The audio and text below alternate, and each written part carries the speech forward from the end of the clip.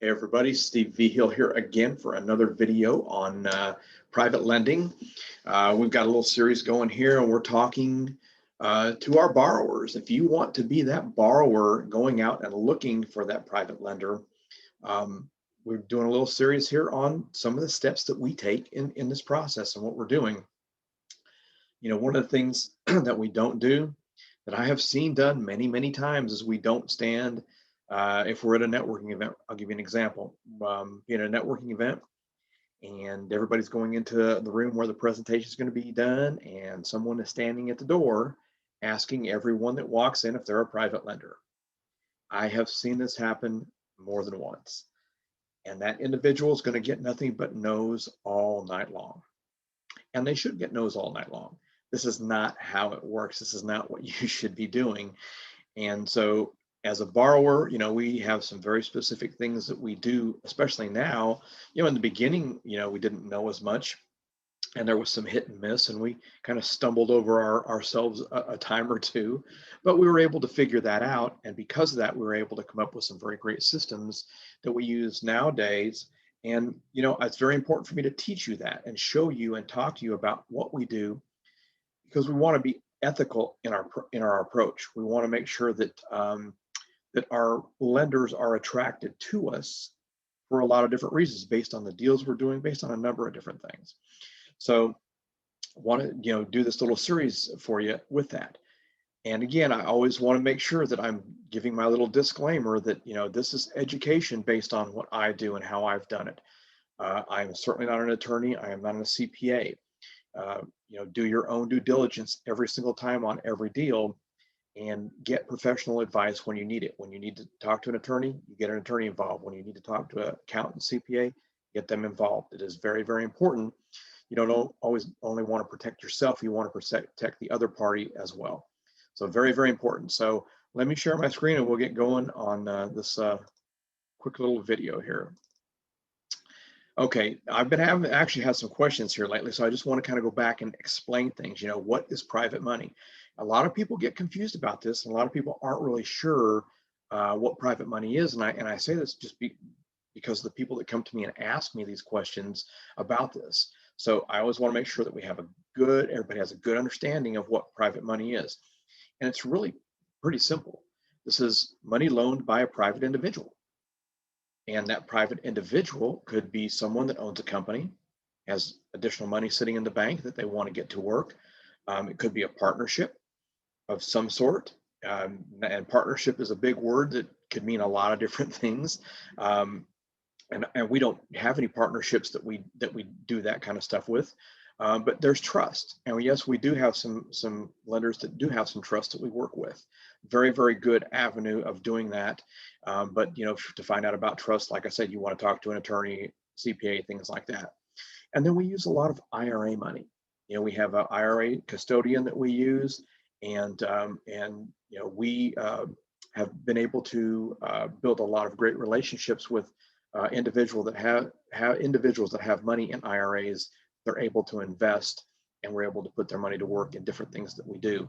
And as far as ourselves go, we do the same thing from the lending side. We have money in IRAs that we have out working on deals as well. So, you know, we know how that works because we're very involved from that side of it too. But here's a big difference with private lending opposed to going and using a hard money lender or using a bank. You know, private lending is based on relationships. I can't emphasize how important it is when I say it is based on relationships, because when we're borrowing money, when we're building a relationship with someone to maybe get to that point where we're going to be doing some business together, we have to build a very strong, good relationship. We have to build a lot of trust and be very transparent before we ever get to the part of looking at any kind of a deal. I mean, we have a number of meetings when we're dealing with a new individual that's thinking about being a private lender. We educate them on everything that we do. We educate them on the whole process, depending on what kind of funds they're going to use, the advantages, the disadvantages. I think it's very important to do that. And then when you're using a private lender, much different than a hard money lender, for example. If a hard money lender, when you send a deal to them, they're going to, have an appraisal done. They're going to go out and look at that property. They're going to make you do a scope of work with numbers involved. They're going to want to see your contractor's bids and stuff like that. And when we're dealing with private lenders, I will say that most of the time that's not going to happen. I'm not saying it's good or bad. Sometimes it works to your advantage, sometimes it doesn't. But you've got to be very careful in that situation, and you've got to make sure that you bring a really good asset-based property to the deal. The numbers have to work, the numbers have to be correct, and they have to be very good, legitimate numbers. They can't just be some made-up numbers, and you never want to use a private lender if your mindset is, I'm going to use the private lender because they're not going to know how to do their homework as well as the hard money guy. That is a bad situation, and you never want to put yourself or a lender in that situation. So I want to make sure we go over that really quick. So why would we use private money? This is, a question I get all the time. Why would you use private money?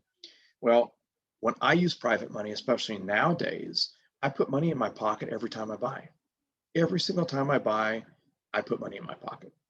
And I put money in my pocket at closing. I borrow enough for my repairs, and oftentimes I borrow enough for my closing cost as well. So I've got zero out of pocket. But I'm also making sure that my numbers work. I've already built a great relationship with my lender, and they know that I'm telling the truth, and they trust me. And I've always performed 100%, which is key to all of it. We perform 100% every single time. So when I say we can close fast, all your hard money guys are going to tell you they can close fast. And I'm not saying that they can't. I've never used them. But there's a whole process you've got to go through before they can close fast. You've got to be qualified. You've got to have all everything lined out before you have that fast closing. Then if you have that fast closing, then they can get that deal done in 3 to 5 days. With a private lender, if I have a good deal and I know it's a good deal, I present it to my private lender, I get my title commitment back, we've got clear title, I can close the next day. And I have done that before. So when I say fast closing with a private lender, we can move very, very fast. Probably one of the best things about that is flexible terms in structuring the deal. When you're dealing with a hard money lender or a bank or anybody of that sort, they've got the rules of what you've got to follow. Their terms are their terms, their structure is their structure. That's it. With a private lender, long before we get to the deal, we're sitting down and talking about our terms. Once we've determined that we think we want to do business together, we're talking about terms. We're laying out the structure of the deal. We lay everything out ahead of time so we know when we go into a deal exactly what we're going to do. But it's a conversation back and forth, one-on-one. Very, very flexible, and it gives both of us the power. My lender is the underwriter. I'm not dealing with the underwriter. I have no idea who they are. Very powerful, very, very powerful. The approval, easy approval. No credit checks or no income verification. I've never had a lender ask me for a credit score. I'm happy to give it to them if they want it, but no one's ever asked me for it. No one's ever asked me to verify my income because it's based on that deal. It's based on my performance. It's based on my relationship. Entirely different situation, but it's fantastic. And then the limits. When you're borrowing traditionally, you're going to have limits on what they're going to let you borrow. If you've got a few rental properties and you're trying to refinance out, and they look at your debt to ratio income, and they're saying, no, you don't match what we got to have, we're not going to do it. With private lending, I have no limits there. There's no limits on the amount or the number of loans I can do with them, except I say that, but the limit that I have with a private lender is if I've got all their money out and they just don't have any money available to lend. That would be a limit right there, but that's a good limit to have. And if you've got more than one lender and you can go to different lenders for different types of deals, you can keep a lot of money working, and those limits tend to go away. And that's how we've always been able to position ourselves with our lenders, and it's been a really, really great thing. Like I said, let me share here real quick. We've been able to do Lots of deals. We've flipped hundreds and hundreds of homes. We own a large rental portfolio, everything taken down with private lenders. And, it's been a fantastic avenue for us. We really enjoy it. We've built some great relationships, some great friendships. When we get done with doing a deal and we pay a lender back, they're immediately coming back to us to get that money working. If they've got other money that they, some of our lenders deal with some other investors as well. When they have money available, they always let us know. I've got this available. Can you put it to work? It's a great position to be in. I never thought I would be there, but now that we have been there for a long time, it's a really fantastic place to be. Funds are the last thing I worry about. It's all about finding those good deals that we can present to our lenders and get that money working. So another quick little video, some great little tips, some great education. Think about what I'm talking about here. Put yourself in these positions and you will prosper and do very well as a borrower looking for those individuals with money that you want to put to work. So if you like this video, if this is good education, let me know. Thumbs up again, guys. Follow us on YouTube. Share us with all your friends. Have your friends follow us as well. And until the next video, guys, have a great day. Bye.